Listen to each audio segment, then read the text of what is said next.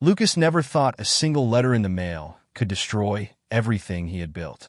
But as he held the final warning notice in his trembling hands, a sickening realization settled in. This wasn't just another HOA fine. This was an eviction notice. His house, the one he had spent years paying off, was no longer his. The HOA had seized it. His breath came in short, ragged gasps. His wife, Emily, stood beside him, clutching their 6-year-old daughter, Ava, close to her chest. "What does it say?" she asked, her voice barely above a whisper. Lucas couldn't answer. His eyes locked onto the stamped red letters across the top of the paper. Final notice. Property foreclosed due to unpaid HOA fees. Vacate immediately. But it was wrong. It had to be. Lucas had never missed a payment. He scrambled through their records, flipping through bills and statements with shaking hands. He had paid the fees, every last one. So why was their home being taken from them? Then he saw it. At the bottom of the letter, in small print, was a newly added community violation fine, one he had never been notified about. $11,200 for an unauthorized mailbox replacement. His stomach twisted. This was fraud, a manufactured violation, created to rob him of his home. And standing behind it all was Robert Hayes, the HOA president. Lucas had dealt with Hayes' power games before. The constant fines, the absurd rules, the way he treated the neighborhood like his personal kingdom. But this was different. This wasn't about aesthetic violations or overdue payments. This was theft. A sudden knock at the door made Emily flinch. Lucas turned, his pulse hammering in his ears. Through the peephole, he saw 2 uniformed officers standing on their porch. They weren't here to listen. They were here to remove them. His mind screamed at the injustice. They hadn't even been given a chance to fight this. The letter had arrived today, and yet the police were already here, ready to throw them out. Lucas felt Ava's tiny fingers grip his wrist. "Daddy, what's happening?" He swallowed the lump in his throat. How could he tell his daughter that their home was being stolen from them? The officers knocked again, harder this time. Lucas clenched his fists. No, this wasn't how this was going to end. His house, his family. Robert Hayes had just made the biggest mistake of his life. Lucas stood frozen at the door, his pulse pounding as the officers knocked again, louder this time. His mind raced. If they stepped inside, it was over. They would be forced out, their home taken from them under the guise of unpaid fines. But this wasn't a fine. It was a setup. Emily clutched Ava tighter, her breath shallow. "Lucas, what do we do?" He didn't answer. He couldn't. Every fiber of his being screamed at him to fight, to resist. But the law was on the HOA's side, or at least that's what they wanted him to believe. He took a slow breath and gripped the doorknob, forcing his emotions down. "Stay calm. Think." He cracked the door open just enough to see the officers' faces. "Can I help you?" One of them, a burly man with a clipped mustache, shifted his stance. "Mr. Carter, we have an official notice of eviction from the Homeowners Association. You need to vacate the premises immediately." Lucas exhaled slowly, keeping his voice steady. "There's been a mistake. My fees are paid. The HOA fabricated this fine. You can't just take my home over a mailbox." The second officer, a younger man who looked barely out of training, hesitated. But the older one didn't flinch. He pulled out a legal document stamped with the HOA seal. According to their bylaws, any unpaid fees, including rule violation fines, can result in property seizure. "This is valid, sir. Valid." The word sent a shiver down Lucas' spine. How could this be legal? How could a group of self-appointed bureaucrats hold this much power? Emily's voice shook. "We have a 6-year-old child in here. You expect us to leave tonight? Where are we supposed to go?" The younger officer shifted uncomfortably, but the senior one remained unmoved. "That's not our concern, ma'am." Lucas felt his fists clench. Not your concern? They were about to steal everything from him, and it wasn't their concern? Ava whimpered, burying her face in Emily's shoulder. Something inside Lucas snapped. He wasn't going to let this happen. His mind raced for a way out. He had no time to fight this in court. Not when they were at his doorstep, ready to throw him out. He needed to buy time. "Think, Lucas. Think." Then an idea hit him. I want to see the original contract, he said sharply. Not the HOA's bylaws, the original property agreement. If you're evicting me based on a fine, I want proof that my contract legally allows this. The officers exchanged glances. They weren't expecting that. Lucas pressed harder. If I'm being removed, I have a legal right to verify the documentation. Otherwise, this is an illegal eviction. The senior officer exhaled through his nose, clearly irritated. We're just following the HOA's orders, Mr. Carter. Lucas didn't back down. Then get the HOA president here. Now. A tense silence stretched between them. The younger officer finally turned to his partner. Maybe we should confirm with the HOA board before we proceed. Lucas held his breath. If they left, he'd have time to prove this whole thing was a scam. The older officer scowled, but after a moment, he relented. We'll check with the HOA. But if this order stands, we'll be back in the morning. Be ready to leave.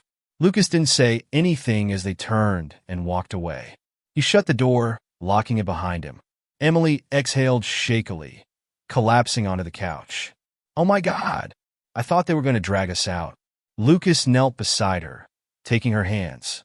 They'll be back, he said grimly. This isn't over. Her eyes filled with panic. Then what do we do? He looked at Ava, still curled up in Emily's arms, her small face tear-streaked and afraid. Then he turned his gaze to the HOA notice crumpled on the floor. The answer was clear. We fight. Lucas didn't sleep that night. How could he? In less than 12 hours, the HOA would send those officers back to throw him, Emily, and Ava onto the street. He needed a plan. Now, sitting at the kitchen table, he spread out every HOA notice, payment record, and contract he had ever received. If there was any loophole, any way to fight back, he had to find it. Emily paced behind him, arms crossed tightly over her chest. There has to be a mistake. We never got a notice about this fine. Lucas flipped through pages, scanning the dates. That's because they never sent one. His voice was sharp, his anger boiling just beneath the surface. They made this up. Then he saw it. A line on the HOA's financial statement, small, almost hidden. $11,200. Special violation assessment. No description. No official notice. Just an arbitrary fee, inserted into their records without warning. Lucas clenched his jaw. This wasn't a fine. It was theft. Ava stirred on the couch, hugging her stuffed rabbit close. Lucas' heart twisted. He turned back to Emily. We have to go public with this. Now. Her brows furrowed. What do you mean? He grabbed his phone. The HOA wants to play dirty? Fine. Let's see how they handle public outrage. The HOA's dirty secrets go public. Lucas sat in his car, gripping his phone tightly. His fingers hovered over the post button. Once he did this, there was no going back. But this wasn't just about him. How many other homeowners had lost everything because of the HOA's corruption? How many had been scammed, bullied, and forced out? This had to stop. With a deep breath, he uploaded the screenshots of the forged fine, the eviction notice, and the payment records proving he had never missed a payment. Then he typed his message. My family is being evicted tomorrow because of a fraudulent HOA fine. They never notified us. They faked the charges, and now they're taking our home. If this has happened to you, speak up. We have to fight back. HOA fraud stopped the scam. He hit post. Seconds later, notifications exploded across his screen. Comments, shares, private messages from people with similar horror stories. Then his phone rang. Unknown number. Lucas hesitated, then answered. Hello. A smooth, familiar voice responded. Mr. Carter. This is Robert Hayes. Lucas' grip tightened. The HOA president. Hayes exhaled slowly, his tone laced with feigned patience. I strongly suggest you take that post down. Spreading false information can have consequences. Lucas' blood ran cold. Was that a threat? I'm not spreading anything false, he said evenly. You manufactured a fine and tried to steal my home. Now everyone knows. A pause. Then, Hayes chuckled. You really don't understand how this works, do you? Lucas' jaw clenched. Oh, I do. You've been running this scam for years. The difference is, this time, you picked the wrong guy. Hayes' voice darkened. Then let's see how long you last. The line went dead. Lucas stared at his phone, his pulse hammering. The HOA wasn't just going to let this go. They were going to fight back, and that meant he had to hit them first. Lucas barely had time to process the call before his phone vibrated again, this time with a flood of notifications. His post was spreading faster than he had expected. Hundreds of people were sharing their own HOA horror stories, each one worse than the last. Some had lost their homes, others had been trapped in endless legal battles, and a few had even received threats just like he had. The pattern was clear. This wasn't just about one fine or one family. The HOA was running a full-scale racket, and Lucas had just shined a light on it. Emily leaned over his shoulder, her face pale. "Lucas, look at this." She pointed at the screen. Someone had posted a link to a news article from 5 years ago, a report about a similar HOA scandal in another state. The board had been caught falsifying fines and illegally foreclosing on properties. Several members had gone to prison. The name at the center of it all? Robert Hayes. Lucas' breath caught in his throat. Hayes had done this before, and he had gotten away with it. Ava stirred on the couch, shifting in her sleep. Lucas looked at her, then at Emily. He had to get ahead of this before it was too late. "I need proof. If I can connect Hayes to fraudulent activity, I can shut this whole thing down." He grabbed his laptop and started searching through county records, looking for any case that involved Hayes or the HOA. Hours passed. The sky outside turned from black to gray. Then, just as exhaustion was starting to take over, he found it. A hidden amendment in the HOA's bylaws, added only a few months ago, giving the board power to foreclose on homes without a court order if they determined a homeowner was in violation. No oversight, no appeals, just an unchecked authority to take whatever they wanted. Lucas sat back, his heart hammering. This wasn't just illegal. It was predatory, and Hayes had been using it to steal homes. A loud thud outside made him jolt. Emily gasped. He turned sharply toward the window. A black SUV was idling in front of their house, its headlights off, barely visible in the early morning light. The driver didn't move. Lucas' hands clenched into fists. They weren't even trying to be subtle anymore. The HOA was watching him. Emily pulled Ava closer. "Lucas, what do we do?" He exhaled, forcing himself to stay calm. "We don't back down." He turned back to his laptop. "We go bigger."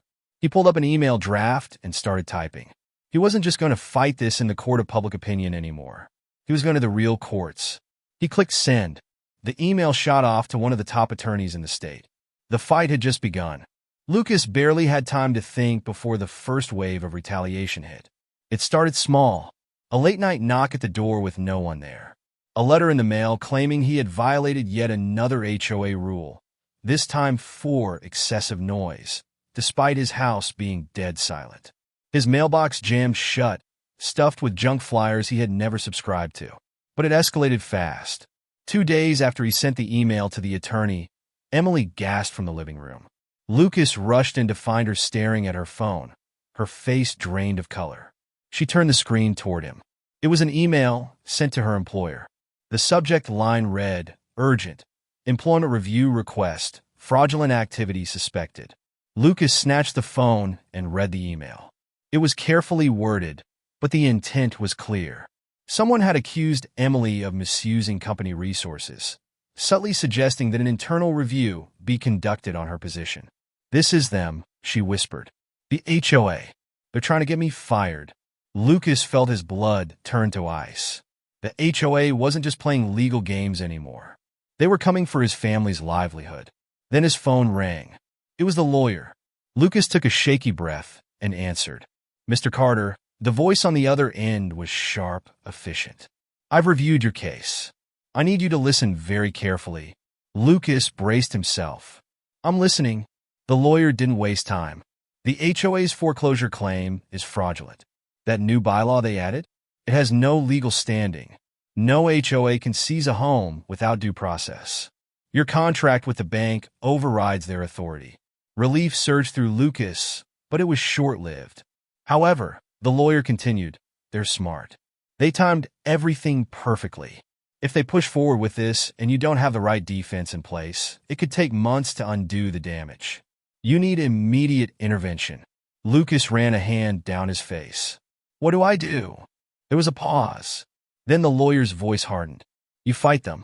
Publicly, legally, every way possible. These people don't expect homeowners to push back. They rely on intimidation. That's their real weapon.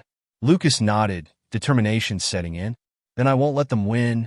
He hung up and turned to Emily. This isn't just about our house anymore. They're trying to ruin us. But they made a mistake. Emily swallowed hard. What mistake? Lucas grabbed his phone. They think I'm alone. He opened his laptop and logged into the community forum, a private group where homeowners discuss neighborhood issues. He drafted a post and hit send. If you've ever been targeted by the HOA, if they've hit you with fines that don't make sense, threatened your home, or harassed you, I need to know. Message me. It's time we take them down. Within minutes, his inbox exploded. One message stood out. I have proof. Lucas clicked it open, his pulse racing.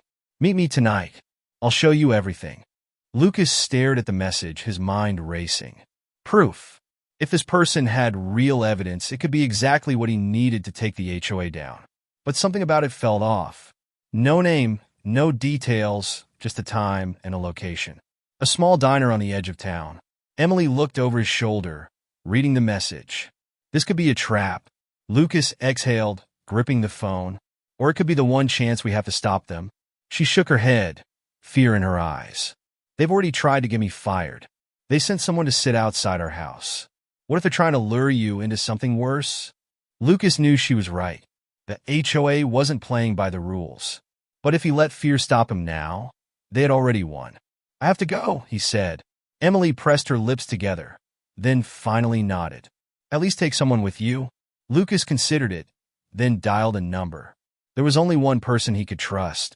20 minutes later, he was in his car, watching as his brother, Mark, slid into the passenger seat. You sure about this? Mark asked. No, Lucas admitted, starting the engine. But I don't have a choice. They drove in silence, the weight of what they were about to do pressing down on them. When they arrived at the diner, Lucas scanned the parking lot. A few cars, a dimly lit sign flickering overhead. No obvious threats. Inside, the diner was nearly empty. A lone waitress wiped down the counter, barely glancing at them. In the farthest booth, a man sat with a cup of coffee, his hands folded in front of him. Lucas walked over cautiously. You messaged me? The man looked up, his face lined with exhaustion. You're the one fighting the HOA? Lucas nodded. Who are you? The man sighed. Name's Paul. Used to live in this neighborhood. Until they took my home, Lucas felt a chill run through him. How? Paul pulled out a worn folder and slid it across the table. Lucas flipped it open. Inside were documents, emails, internal HOA reports, things he shouldn't have had access to. I worked in finance. Numbers are what I do. When they started hitting me with fake fines, I dug into their records. That's when I found it. Lucas scanned the pages, his pulse spiking. This was it. Proof that the HOA had been systematically targeting homeowners, fabricating fines, and illegally seizing properties. Paul leaned forward. They didn't just take my house. They ruined me. The moment I pushed back, they tanked my credit, blocked me from getting a new mortgage, even blacklisted me with rental agencies. I had nowhere to go. Mark clenched his fists. And no one stopped them? Paul gave a bitter laugh. People tried, but Hayes controls everything. The board, the local politicians, even some of the cops. Anyone who gets too close to exposing him disappears. Lucas swallowed hard. Why are you helping me? Paul's eyes darkened. Because you still have a chance. If you go public now, with all of this, you might be able to stop him before he buries you like he did the rest of us. Lucas closed the folder, his heart pounding. He had the proof, but now he had to survive long enough to use it. Outside, the diner lights flickered. Lucas glanced out the window and froze. A black SUV was parked across the street. Watching. Lucas didn't move. His grip tightened on the folder as his eyes locked onto the SUV. The headlights were off, but he could feel the presence inside, watching. The same car that had been outside his house. The same shadow lurking in the background, waiting for him to make a mistake. Mark followed his gaze, his jaw clenching. They followed us. Paul exhaled sharply. They're sending a message. They know you're getting too close. Lucas had known this fight wouldn't be easy, But now it was becoming clear. This wasn't just an HOA dispute. This was a war. Hayes and his people weren't just playing legal games anymore. They were using fear, intimidation, isolation, just like they had done to Paul. Just like they had done to who knows how many others before him. Paul pushed the folder back toward Lucas. You need to get this out now, before they find a way to bury it. Lucas nodded, shoving the documents into his bag. I'm going public with this tonight. Paul shook his head. That's not enough. You need legal backing. You need someone with power on your side. Mark leaned in. What about that lawyer? The one who told you their foreclosure scam was illegal. Lucas hesitated, then grabbed his phone. The lawyer had already warned him how dangerous this HOA was, but with this evidence, they had real leverage. He scrolled to the number and pressed call. The phone barely rang before the lawyer picked up. Mr. Carter, I was about to call you. Lucas stiffened. Why? Because you've rattled the wrong people. I just got a cease and desist order with your name on it. The HOA is claiming defamation, harassment, and a pause. Attempted fraud. Lucas' blood ran cold. Fraud? They're the ones stealing homes. Doesn't matter, the lawyer said sharply. They're using their connections to frame you as the aggressor. If this sticks, they could freeze your assets, drag you into a legal battle that bankrupts you before you even step into a courtroom. Lucas glanced at Paul. He had already seen what happened to people who fought back alone. Hayes didn't just win, he destroyed people. The lawyer sighed. Listen, you need to move fast. Get the evidence into the right hands. If you wait, they'll find a way to silence you. Lucas' pulse pounded. Then who do I send it to? There was a brief silence. Then the lawyer spoke carefully. I have a contact in the state attorney general's office. Someone who's been looking into HOA fraud cases. If we can get this to them before Hayes shuts it down, we might have a shot. Lucas didn't hesitate. Send me the contact. I'll handle the rest. He hung up and turned to Mark and Paul. We're taking this higher. Mark nodded. Then we better move now. Paul's face was tense. You sure you're ready for this? Hayes won't go down quietly. Lucas met his gaze. Neither will I. He stood slinging the bag over his shoulder. But as he stepped toward the door, a new message popped up on his phone. Unknown number. You have no idea who you're dealing with. Walk away. Last warning. Lucas swallowed hard. He wasn't walking away. He was about to burn it all down. Lucas didn't respond to the message. He knew exactly what it meant. Hayes was done playing games. This was the final warning before things got worse. But it was too late for threats to work. They had already taken too much from him. He pushed open the door of the diner, stepping out into the cold night air. Mark and Paul followed, their eyes flicking toward the black SUV still parked across the street. The engine was running now, a low hum cutting through the silence. Lucas clenched his fists. He wasn't going to run. He wasn't going to hide. If Hayes wanted to fight, he was going to get one. We need to get out of here, Mark muttered. Lucas nodded. We take separate routes. They'll have a harder time tracking all of us. He turned to Paul. You go first. Take the documents and keep them safe. Paul hesitated. What about you? Lucas gave a tight smile. I'm making sure Hayes knows I'm not afraid. Paul hesitated for only a second before slipping away into the shadows. The moment he disappeared, Lucas turned toward the SUV. Mark grabbed his arm. What the hell are you doing? Ending the game, Lucas muttered. He pulled out his phone, turned on the flashlight, and pointed it directly at the SUV. The sudden beam cut through the dark, illuminating the tinted windows. The engine revved.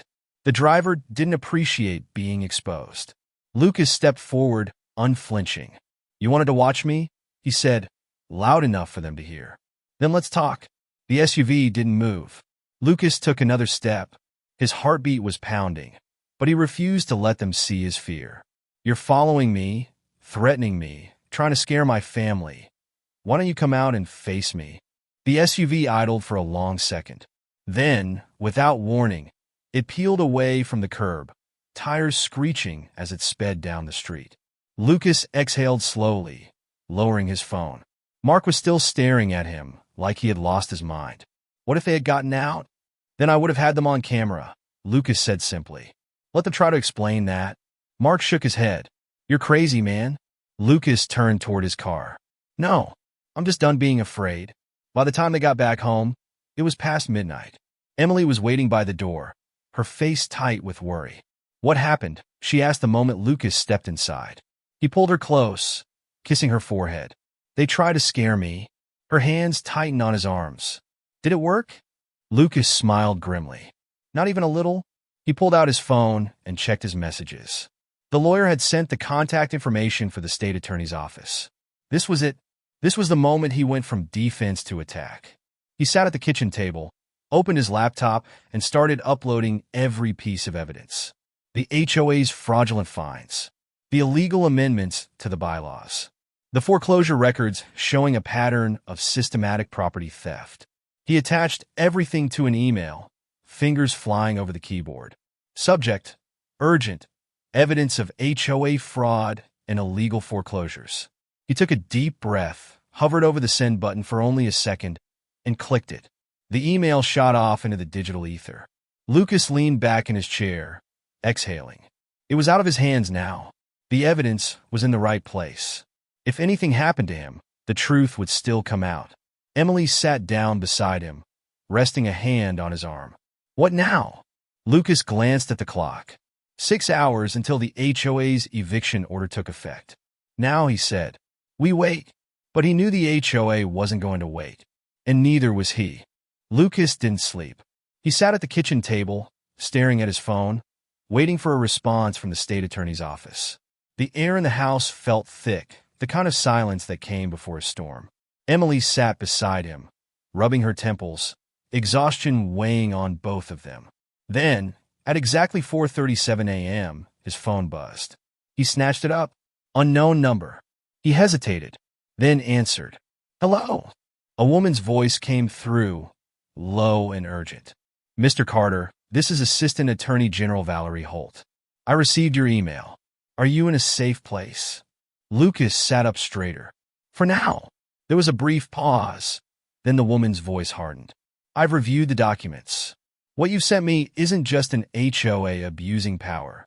It's a full-blown criminal operation. If this holds up, we're looking at fraud, illegal foreclosures, racketeering, and conspiracy. Lucas' grip on the phone tightened. So, what happens now? I'm moving fast, Valerie said. We're pulling property records, tax filings, and legal complaints against your HOA. But you need to be careful. If Hayes realizes we're coming, he'll cover his tracks. Lucas nodded, even though she couldn't see him. He already knows I'm coming after him.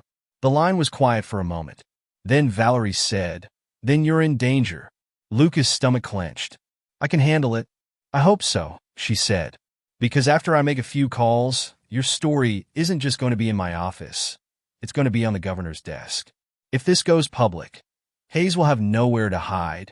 Lucas exhaled, relief washing over him. This was it, the beginning of the end. Then came the sound that made his blood run cold. A loud crash outside. Emily jumped, eyes wide. Lucas shot to his feet, rushing to the front window. His stomach twisted. The SUV was back. But this time it wasn't just watching. The mailbox was smashed. A pile of burning papers lay at the edge of the driveway, the flames flickering in the darkness. A warning. A message.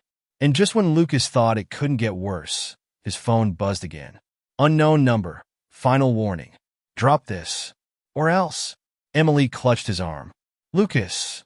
He turned to her, jaw clenched. He wasn't backing down. Not now. Not ever. He grabbed his phone and texted Valerie back. Tell the governor to move faster. We're running out of time. Emily's hands trembled as she picked up Ava from the couch, holding her close. They're getting desperate, she whispered.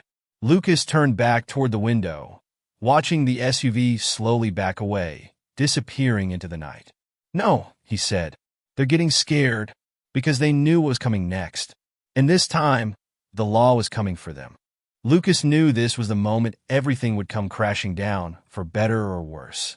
The HOA had spent years stealing homes, crushing families, and burying their crimes under layers of bureaucracy and fear. But now, with the state attorney involved, with the media watching, and with Hayes running out of places to hide, the walls were finally closing in. And Hayes knew it. Lucas sat at the kitchen table, refreshing his inbox. Any moment now, the news would break. Any moment now, the truth would be public. Then it happened. His phone vibrated. A breaking news alert. Local HOA president under criminal investigation for fraud and illegal foreclosures. Lucas' pulse pounded as he clicked the article. The story was everywhere. The leaked documents, the fake fines, the illegal foreclosures, even the intimidation tactics against homeowners. The news had everything. Emily gasped as she read over his shoulder. They actually did it. The Attorney General actually moved. Then another alert. State officials confirm. HOA board members facing legal action. Properties under review. Lucas barely had time to process it before his phone rang. Valerie Holt's voice was sharp and direct. Lucas, you need to turn on your TV. Now. He grabbed the remote, flipped to the news channel, and there he was, Robert Hayes, the HOA president, standing in front of his mansion, cameras flashing around him, his face pale as reporters shouted questions. Allegations of widespread fraud, illegal property seizures under your leadership, state attorney's office launching a full-scale probe. Hayes tried to keep his composure, but Lucas could see it. The cracks forming, the pressure building, the truth closing in. Then, the moment Lucas had been waiting for. A second camera feed popped up, police officers standing outside the HOA office, unsealing documents, collecting computers, tearing through the very foundation of the corruption Hayes had built. Emily clutched his arm. It's really happening. Lucas exhaled, a weight lifting off his chest. It's over. Then his phone buzzed again. Unknown number. Lucas didn't hesitate. He answered. At first, there was silence. Then, a familiar voice, no longer smooth, no longer controlled. It was Hayes. You think you've won? His voice was low, shaking with barely restrained rage. You have no idea what you've started. Lucas leaned back in his chair, calm for the first time in weeks. I didn't start this, Hayes. You did. There was nothing left for Hayes to say. The line went dead. Lucas set the phone down. The fight was over. The HOA was finished. In the neighborhood? It was finally free.